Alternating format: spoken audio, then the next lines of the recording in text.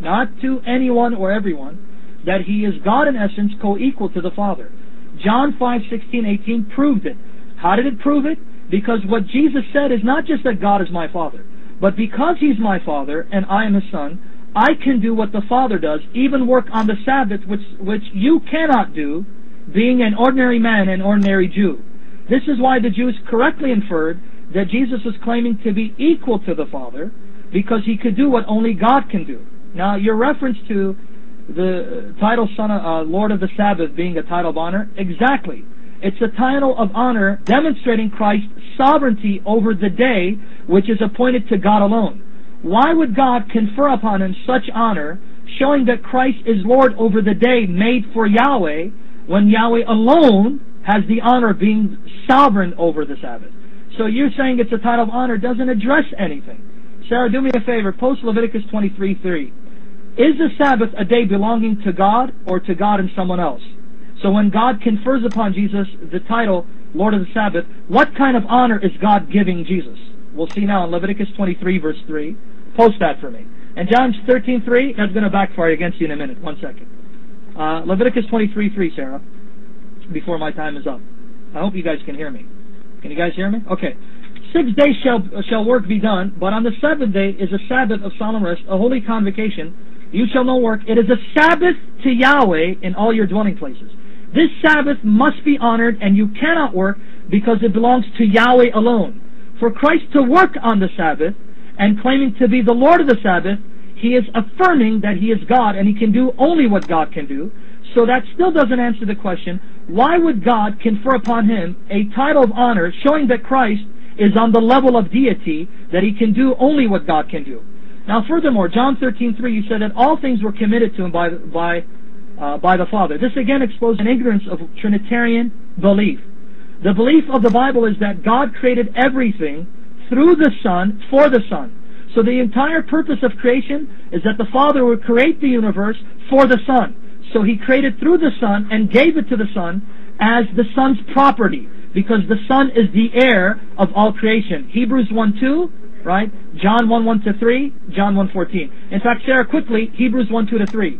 All things were given to the Son in eternity when the Father created all things through the Son for the Son. So that's when it was given to Him, because He's the heir, being the Son, whom God used to create everything. So that backfires against you. So again, please address what Trinitarians believe. Stop attacking straw man and distorting Trinitarian teaching. Hebrews 1:2, Sarah, and I'll come back and comment about it in the next 4 minutes. Now all you're doing is repeating yourself. You come and you say again for the 10th, 20th time, say it 1 million times, as many times as you want. Jesus is the Lord of the Sabbath. Again, I explained that. Jesus was given all authority, so it's a title of honor. It's not, it doesn't mean He's really God, it's a title of honor. And you admit it. So anyway, I think I've rested my case on that. You're going to come, repeat yourself, you think Lord of Sabbath makes Him God. When you admit it's a title of honor, and I showed that Jesus was given all things. So, it's a title of honor. He didn't own it. It's not His. If it was His, then you have a case, but it's not His. Why? Because God gave Him everything. Secondly, if title of honor means anything, and you think it's something big, Gabriel means strong God. So, is that now, that's a great title of honor if you ask me. Gabriel means strong God. So are we now going to interpret Gabriel, Jibreel means God, a very strong God? I don't think so. Now you go on the Son of God again. You bring up the Son of God. You say the interpretation, when Jesus said, I am the Son of God, it meant I am God. That's your interpretation, and that's whatever, the New Testament writer's interpretation. I don't think so. Jesus was preaching to a Jewish audience. He always said, I am not sent but unto the lost sheep of Israel. Go not in the way of the Gentiles, but go into the houses of the children of Israel. So He's speaking to the Jews. So we have to go to the Jews and see what they believe the Son of God means. So in the Tanakh, the sons of God, the Hebrew phrase Beni Elohim, sons of God, Son of God, describes angels or immensely powerful human beings. It is used to denote a human judge or ruler. such as when they're called gods with a small g. That's what Son of God means. It's to denote a judge, a ruler. Nothing to mean you are God or you have divine power. This is your interpretation. And secondly, where is Jesus' divine power? He was given everything. You even come on the microphone and you admit it. You say, yes, he's given everything. So, excuse me, is that a divine attribute? Someone who has to be given everything? I don't think so. Jesus was given everything. His doctrine was not even his. When I come on the next 4 minutes, I'm going to quote it. I was going to do it now, but I'll do it in the next 4 minutes. I'm going to show you Jesus, even his words were not his. He was given it. Same with his miracles. And then I'm going to show you a mighty miracle he did, which was not even from himself, which refutes your whole position on him being divine. And you say he's co-equal with God, and in fact Jesus said the Father is greater than I. And now come try, give your explanation on that. I already know what it is, but come give your explanation on that. That proves they actually aren't co-equal. My time is up. Okay, maybe, answer Christianity, maybe I'll let Osama help you on the mic, because you really need it. Let me know, put a 1 if you need him to help you. Okay, now let's come back to everything being given to Jesus. And he pretty much thinks that refutes me. Let's see what Jesus meant when everything is given to him. Sarah, can you post Hebrews 1 verses 2 to 3? 1 to 3. Hebrews 1 to 3. What does it mean all things have been given to Christ? Let's see, because remember, he quoted John saying that, John 13:3. So if John is good enough, the writer, not Jesus, then that means I can quote a writer to establish my point. Long ago, at many times, in many ways, God spoke to our fathers by the prophets, right? Go ahead, Sarah, one after the other for the sake of time. 2 and 3, right? But in these last days he has spoken to us by his Son, whom he has appointed heir of all things, through whom also he created the world. So according to the New Testament, the reason why all things have been given to Jesus is because from the time of eternity, the Father created all things through the Son, for the Son. Being the Son, he becomes the heir. The Son is the heir of the Father. The Father creates the universe for the Son. So what this is saying is that the Father's purpose in creating was to create the universe for his Son. So when the Father and Son created the universe was handed over to the sovereignty of his Son.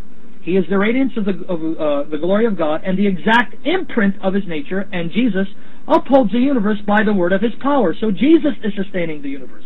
After making purification for sins, he sat down at the right hand of the Majesty on high. This is the same point John is making in John 13:3. How do we know? Sarah, do me a favor. Post John 1:3, John chapter 1 verse 3, John chapter 1 verse 10, and John chapter 1 verse 14. John chapter 1 verse 3, verse 10, and verse 14. Who is Jesus according to John? Now don't forget, folks, he quoted John the writer in John 13:3.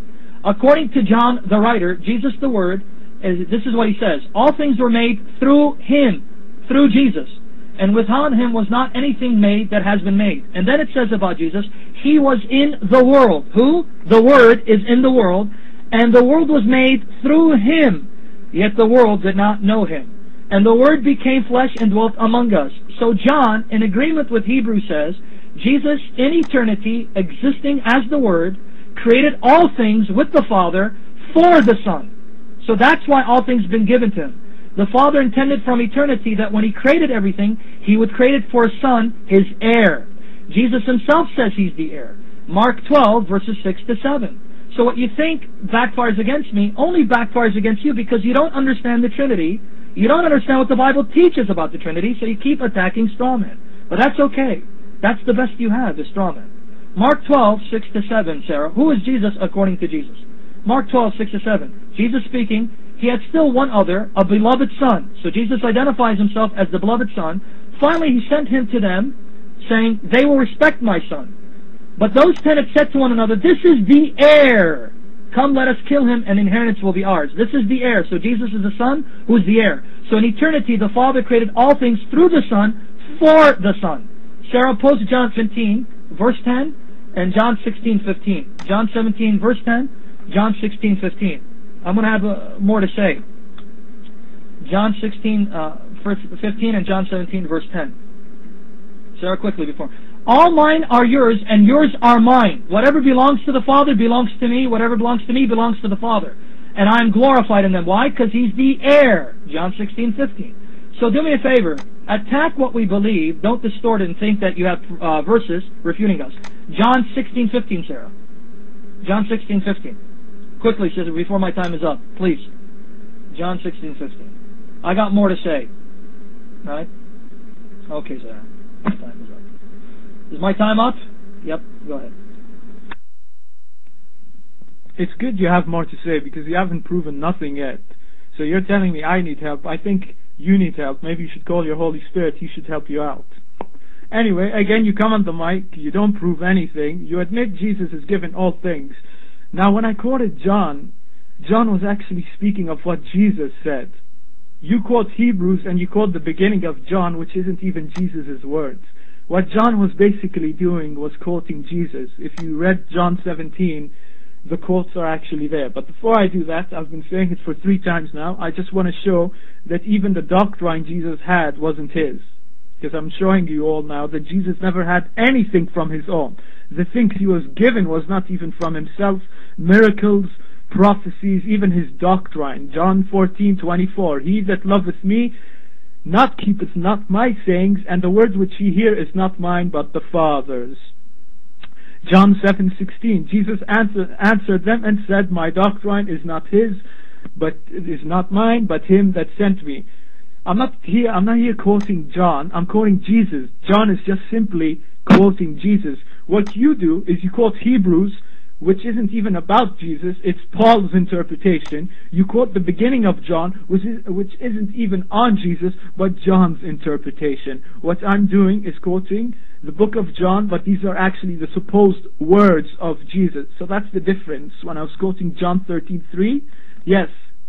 And what's John quoting? From where did John get this?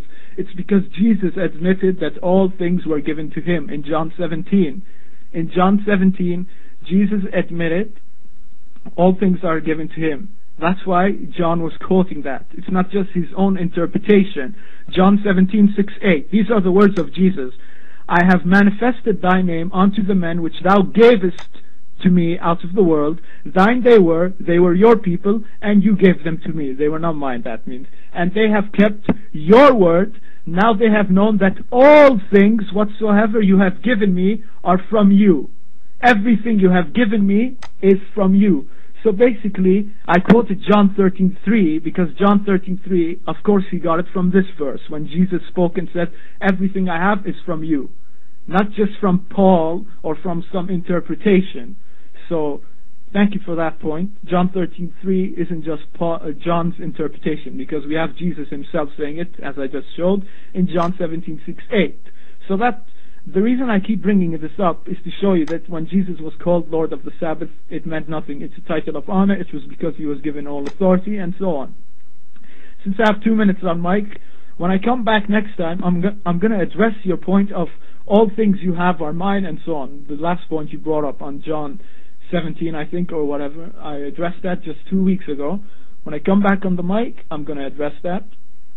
So anyway, Jesus is given all things, doctrine, miracles, prophecies, word.